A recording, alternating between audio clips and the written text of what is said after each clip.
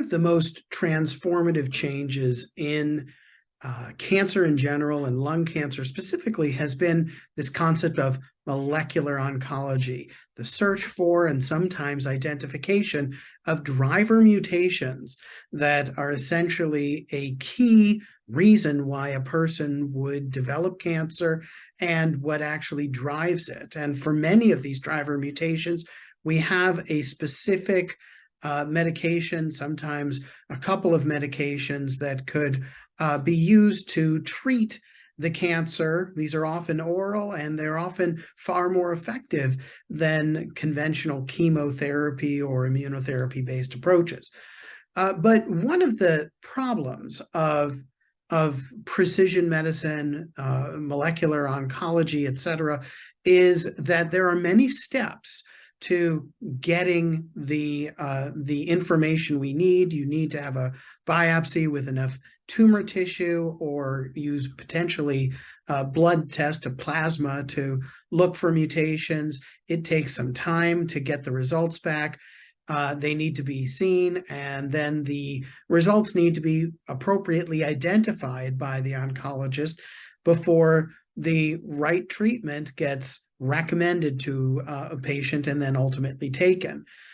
This has not been a very well-studied area, but over the last few years, there have been some studies that have begun to look at real-world results that have shown that about 30% of patients who actually have a cancer with a driver mutation don't end up getting that optimal targeted therapy that would be so ideal for their cancer treatment.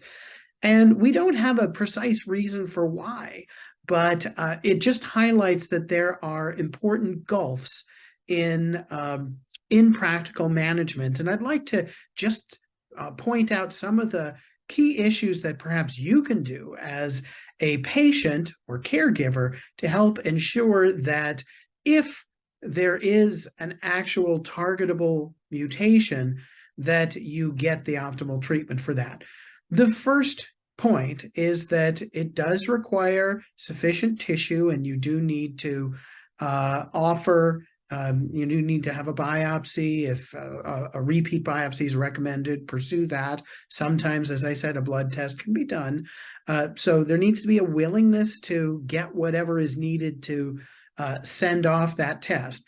And then the test takes at least a week for usually blood. It's that short, but it's 2, 3, 4 weeks to get complete results back from a tumor tissue sample. And so there may be an eagerness to get started on treatment, and sometimes that's necessary, but very often it is okay and very appropriate to wait a few weeks to identify the best first treatment, rather than just going guns blazing with the first treatment that you can get started on, because there is a harmful potential consequence to getting started on chemo, often with immune therapy, and then finding out that you have a target for which a pill is a great choice, because there can be harmful effects of essentially mixing the immune therapy with the pill-based treatment in many cases,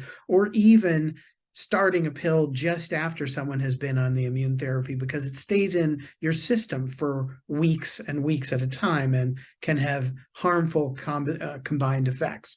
So one important issue is waiting on the results and then chasing down and going over them, I would say, with your oncologist, because it is possible that results will come back and get faxed to a pathology department and sit on a fax machine, maybe get uploaded into the electronic medical record, but not seen by an oncologist, who then eventually starts the chemo with immune therapy or something like that, without knowing that the results have become available. So one of the best ways to keep that from happening is to keep up with the process. Know that it's going to be 2 or 3 weeks to get results back, and then plan to go over them with your oncologist.